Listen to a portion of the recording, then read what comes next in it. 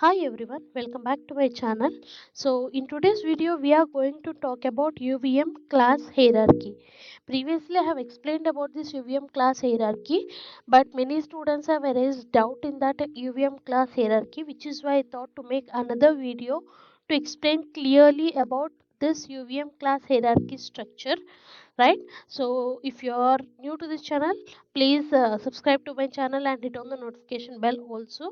And also, if you do like this video, please do like it, share it to all the VLSI aspirants who also want to enter into design and verification domain, right? So let's get into today's video.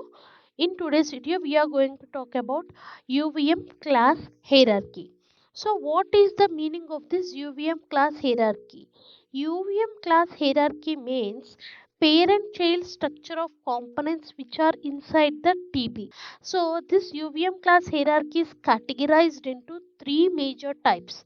One is UVM void, another is UVM object, and UVM components, right? So basically these it is categorized into these three parts. One is UVM void, which acts as a base class for all the UVM objects, components, transactions, all these things. For all these things, UVM void is the base class, right? Again, UVM void is categorized into UVM object and UVM component, right? So this is the class hierarchy. So what does this UVM object, UVM void, UVM component, all these things do? We are going to talk about that. So, firstly, in order to give you a brief introduction, UVM void is nothing but this is derived as this is considered as the common root class for all the UVM objects, transactions, and all. Right now, coming to UVM object, UVM object is the base class for transactions, report object, phases, configurations, for all these things. UVM object is the base class. And then components. So components acts as a base class for all the components within the UVM test bench architecture, like sequencer, driver, monitor, agent, scoreboard, environment test. All these UVM component acts as a base class for all these subcomponents, right? So now, what is the use of this hierarchy?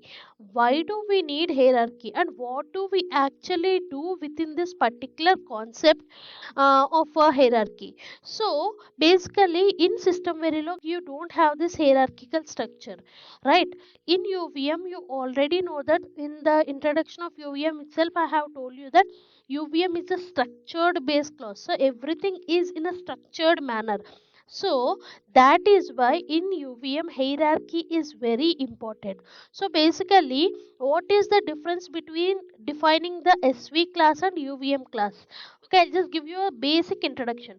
For example, okay, if you are deriving, if you are creating some sequence item, for example, if you are creating some APB sequence item, okay, so whenever you are creating some your user defined APB sequence item in SV, what you will do, you will just write as class APB sequence item, and then you will create all the like write sequence, read sequence, all this within this APB sequence item, right? So that is what you do in SV, system Verilog.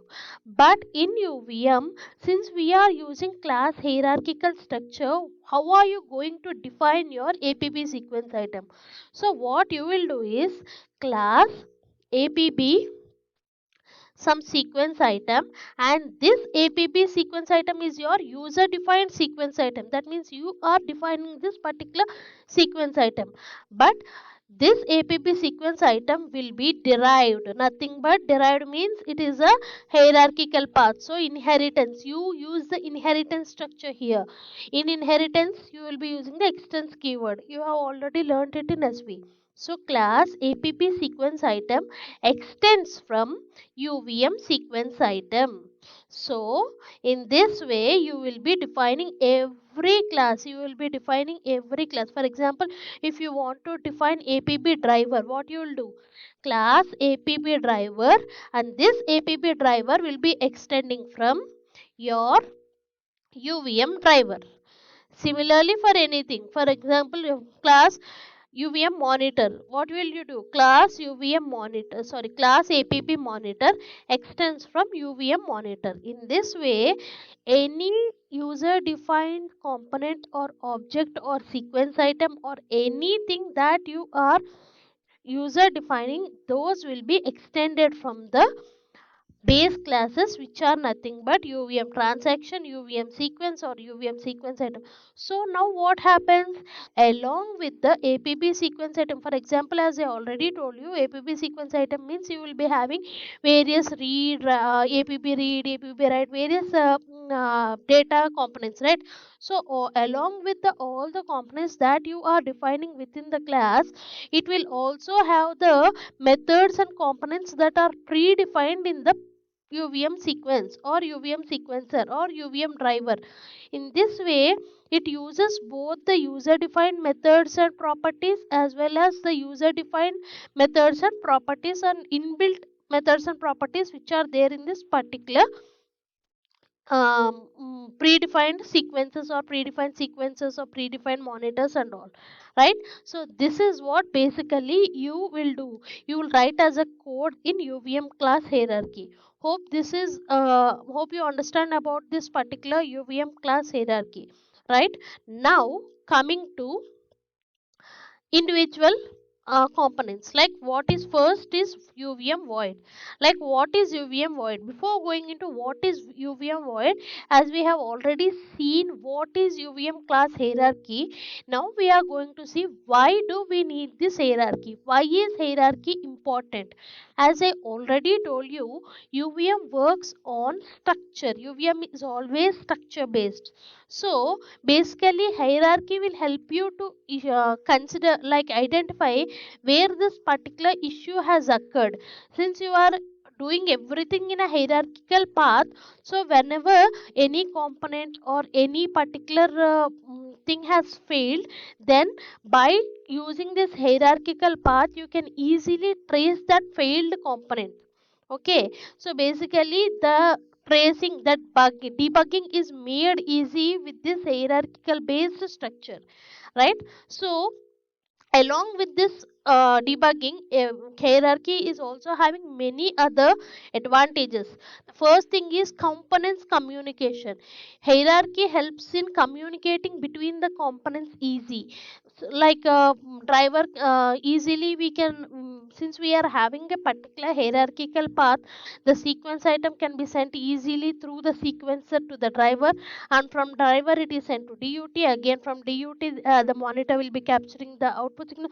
So all this communication is made in a structured manner, which is why the component communication is made easy in by using UVM hierarchy. And then the configuration between all these components is also made really easy.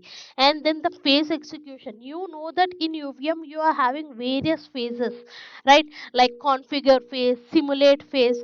So all these phases basically they work from top to bottom, right? So all these phases execution, since it everything is done in hierarchical manner, so the execution of all these phases, because once this phases execution is not done properly, the simulation time takes more. But since everything is in a configured manner, so which is why the execution of all these phases will be done very easily from top to bottom, right? Because of this hierarchical path structured manner, as I already discussed before, the debugging is made very easy. And then the factory overriding, for example, whenever you want to replace some buggy component, you are having some component issues.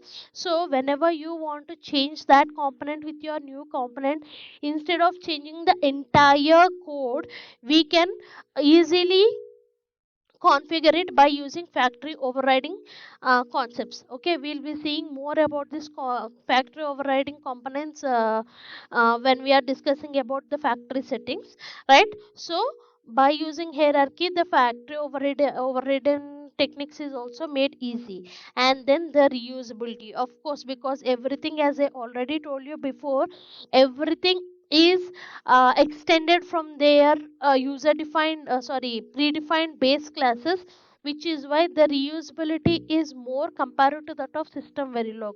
In the introduction itself we have talked about the reusability of UVM, the advantages of reusability of UVM.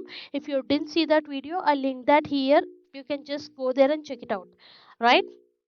Now coming to the first base class, which is UVM base. As I already told you, UVM void is the base class for all the remaining predefined base classes, right? So what does this UVM void means? What does this UVM void basically consist of? So what, before going into what is UVM void, let us discuss what is the meaning of void. So you all know that void means whenever a function or a method is performed on particular actions. For example, whenever you are performing some action on that particular method, it doesn't, whenever that particular method doesn't return any value to that particular code which it has called you, right? So that is UVM void. So it doesn't return any value. It performs the action but doesn't return any value. That is void meaning. So what does this UVM void mean? So UVM void is nothing but an abstract class. Okay, we have already seen what is abstract class within SV, right? So abstract class is nothing but class which can't be instantiated and which can only be derived by the child classes is nothing but an abstract class. That means abstract class doesn't have any data members, any methods, it doesn't have anything. It is just there as an class so that we can derive that class for our child classes and we can use it. We can use that particular base class to our child classes. That's it. That is there only as an attraction to you. That's it. UVM void is just a base class. So if this doesn't contain any members or any data members or any methods, what is the use of it? That is what we are telling. It is just used to derive, so that the child classes can derive the name of it and it can use that particular base class. So for example, I'll just give you a small example on this. For example, okay, every person will be having some hometown, right? You will be having, for example, if you are a person who is working in Bangalore or a person who is working in Hyderabad or else like that, right?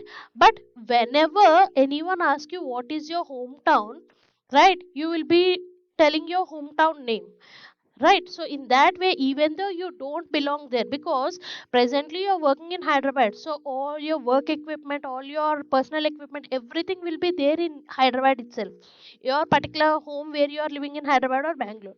But when, even though anything that doesn't belong to you is there, but whenever anyone asks you what is your hometown, you don't say it is your Hyderabad, you will say the place where you were born. Similarly, UVM void is a class which doesn't contain any data members or any methods that your component uses, but it is there in order to store all the UVM component, all the UVM objects that you are deriving or that you are creating. All this will be stored under one home, one house name, which is UVM void, right? So that is UVM void. UVM void is nothing but it is just like your hometown. Okay, even though your entire things doesn't are not present in your hometown, but whenever you are looking backward and you are seeing back, whenever anyone asks you where is your hometown, you will be belonging there. Similarly, all the, even the all components, objects, all having their individual methods and individual properties, but all these properties and objects will be having the roof, which is UVM void. Clear? So that is UVM void. It doesn't have any class, it doesn't, sorry, it doesn't have any methods, it doesn't have any properties, anything. It is just an abstract class. Abstract class means which doesn't have any properties or methods. It is there in order to make the child classes to derive its name. That's it, right? So that is what UVM void is. Clear? Hope you understand about UVM void. Next, coming to UVM object. So now, as we have seen this UVM void, and then UVM object is the base class for all the transactions, report object, phases, configurations. So all these things are derived from UVM object. So UVM object acts as a base class for transactions, for components, for phases, for configurations. For all these things, UVM objects acts as a base class, right? So now what is the use of this UVM object? right? So the primary role of UVM object is to create some methods, okay, which we will be using within our test bench development. So what are the certain methods that we will be most frequently using within our TB, like create method, copy method, compare method, print method, record method. So basically these are different methods that we will be using within our test bench development, but all these methods are created within UVM object, right? So all these methods are predefined within the UVM object. Clear? So now let us see what does this individually all these methods do. Basically new, this new function you have already seen it in system verilog, right? Whenever you are writing or developing a code in SV test bench, you will be developing and you will be initializing an object by using the new method. So you all are familiar with new method. So new is nothing but the constructor which is used in order to initialize the object, right? Now apart from this new, you are having one more concept which is create. Create is similar to new.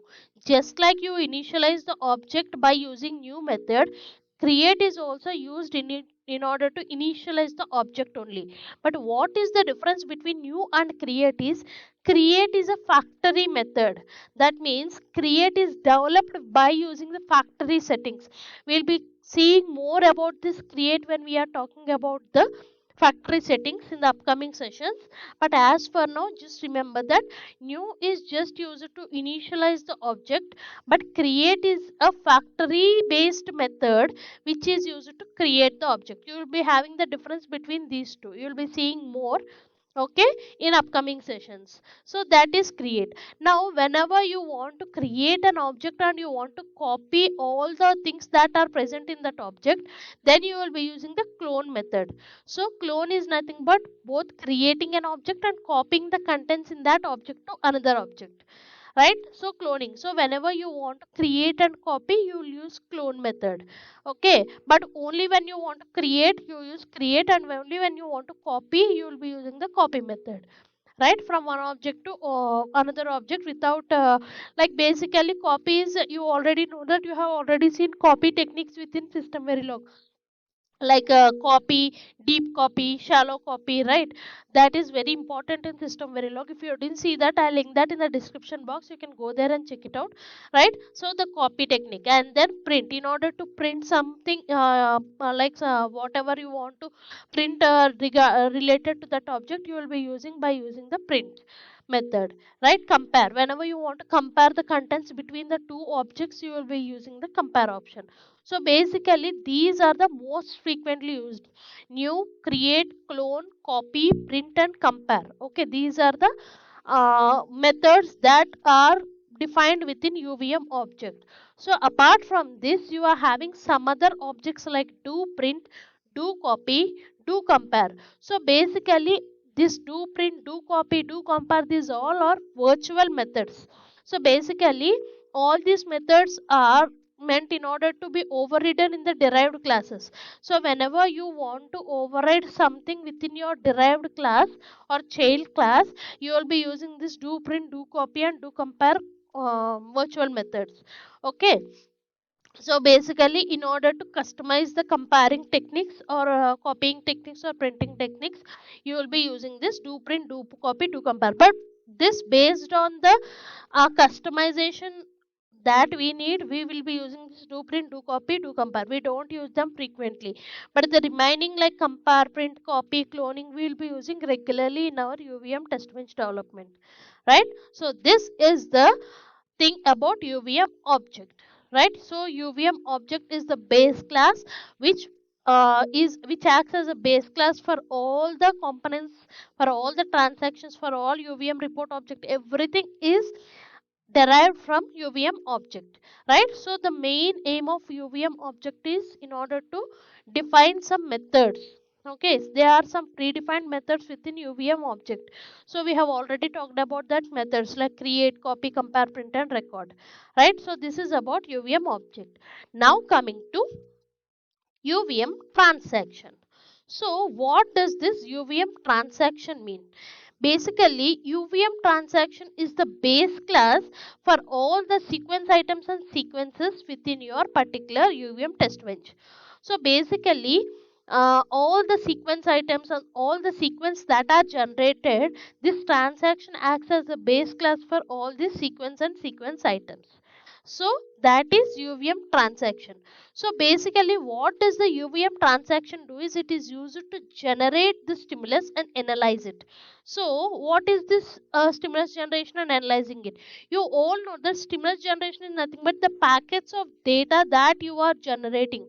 For example, if you are talking about APB, right? APB sequence for example, whenever you are developing a code for APB, so APB requires some data components, some properties, like it will have address, it will have p write, p select, p enable, pw data, p rate data.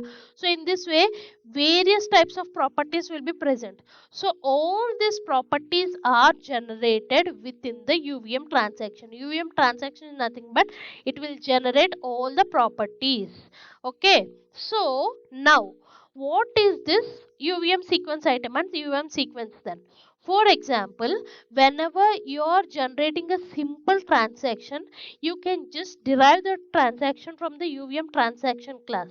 Okay, you don't need again sequence item and sequence.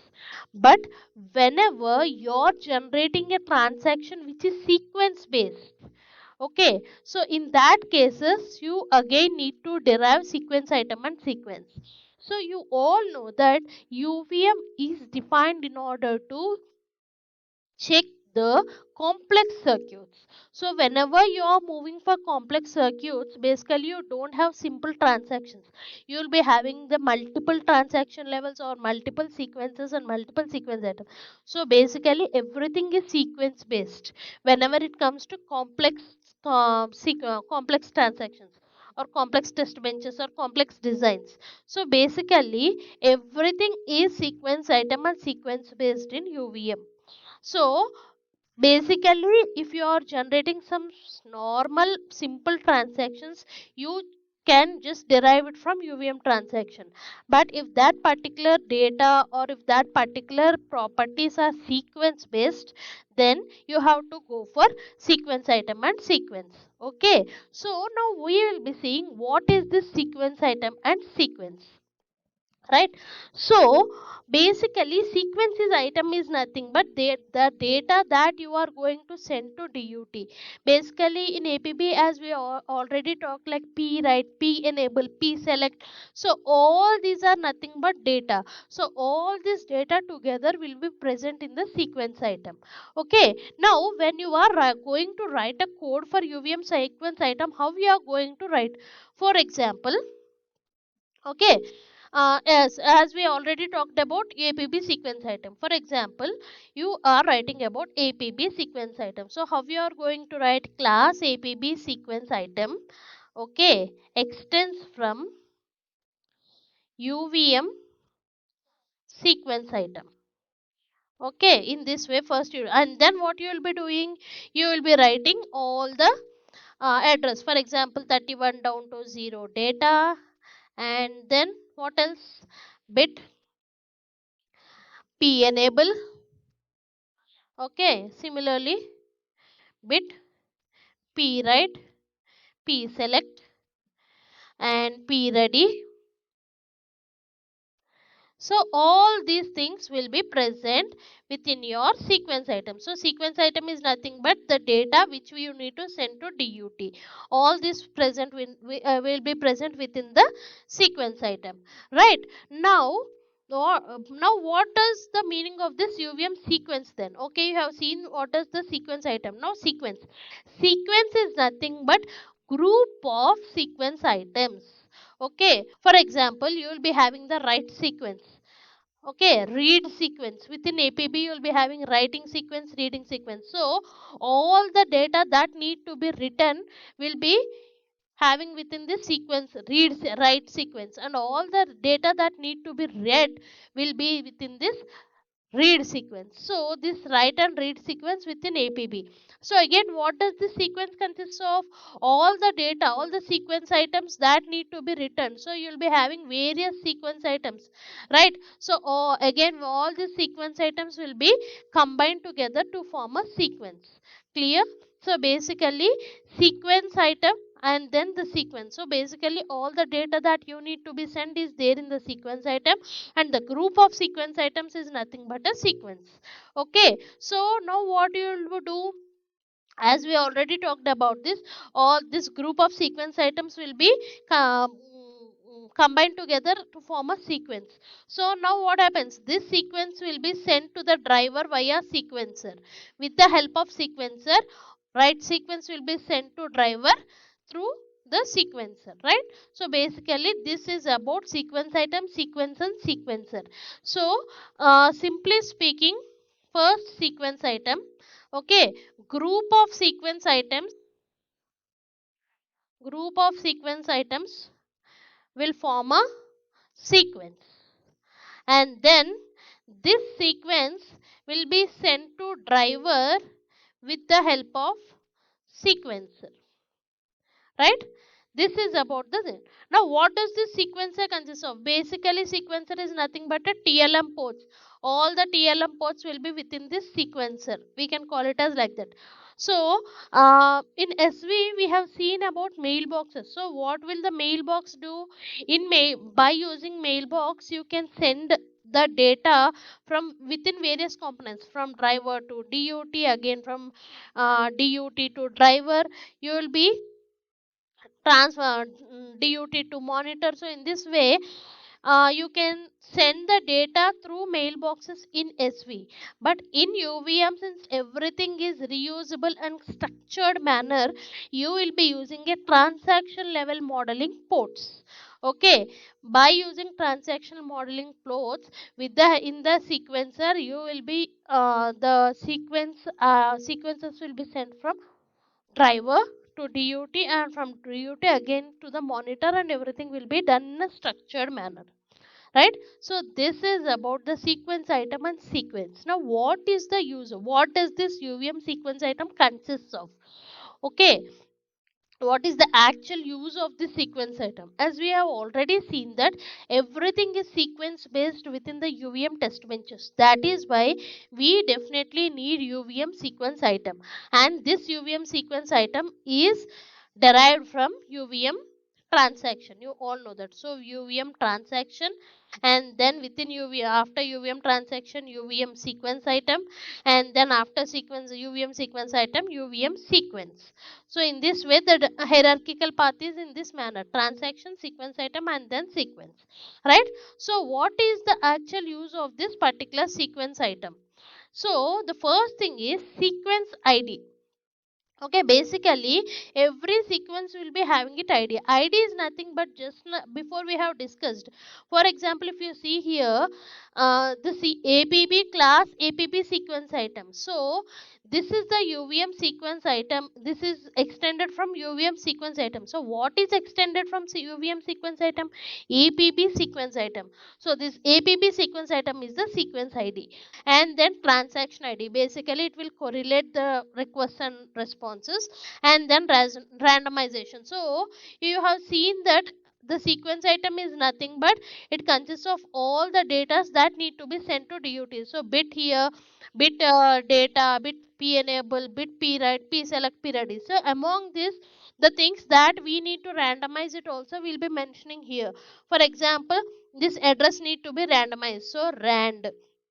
Okay, and then another things that you need to be randomized. So basically p enable, either you need to be randomize it. So in this way, what are the data enable and other things that you need to be randomized, you will be mentioning it within the sequence item itself, right? So the randomization also is done in sequence item, and then by using TLM ports. So all the sequence items will be combined to form a sequence, and this sequence will be transferred from driver to DUT or to other components with the help of the TLM ports through sequencer, right? So this is what basically the UVM sequence item in what happens within the UVM sequence item, right? So this is all for today. In the upcoming videos we will be talking about UVM report object.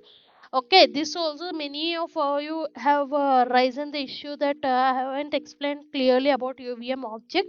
Yes, in detail we are going to talk about what is UVM object, UVM report object, because UVM report object is very important within system and log, because in real time you will be having many you will be having many verbosity levels, you will be seeing many messages like UVM info, UVM error, UVM warning. So all this will be coming from UVM report object itself, right? So we will be seeing in detail about what is report object in the upcoming sessions, right? So this is all for today. Hope this video will be helpful for you, and if you like this video, please do like it, share it, and also please share it to all the VLSI aspirants who wants to enter into design and verification domain. So that is all for today. Thank you all.